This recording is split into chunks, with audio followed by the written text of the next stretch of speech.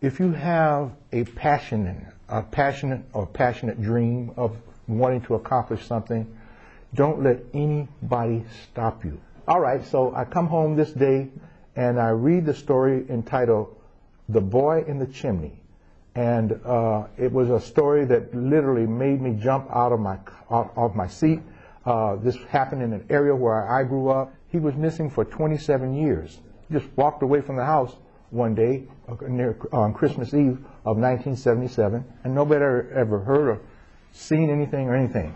And, you know, that was verified by the article that I read. So anyway, some of the things that she told me about some of her other children were just unbelievable.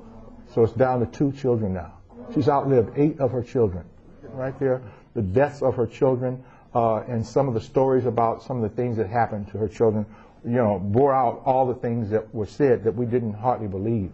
And so we knew we were on to something special. Remember, the one thing here that the story is going on is, first, they don't know how this child wound up in that chimney. There's some indication throughout the book, but it hasn't been proven one way or another, whether he climbed up in that chimney or whether he was stuffed in there, alive or dead, however. But see, there is a big difference that if he went in on his own, that's one thing. If he was killed, then there's a homicide involved. Somebody's, you know, guilty and they have not been brought to justice.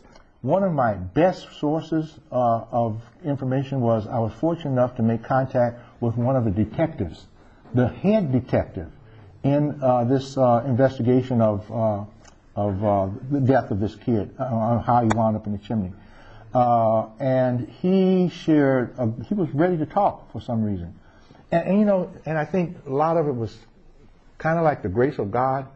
I mean, really, because I reached some real closed doors trying to get some information. But key people like that detective and librarians, a couple librarians, and to this day, if I could have mentioned their names and put them in the book, I would have. But I just indicated staff members at certain libraries that I went to were just overwhelmingly nice and gracious to help me out. Drawing from your own experience, what would you say to them in terms of the process, how best to prepare themselves? Well, you know, you're doing it right now by sitting in a classroom. Education is second to nothing. Getting a good education, having knowledge, is a beautiful thing. And you know, I tried to say that at the beginning. You know, that if you have a passion for something, don't let anything dissuade you. Maybe it could kind of delay you, but don't let it stop you. And you really inspired me. I'm encouraged, motivated.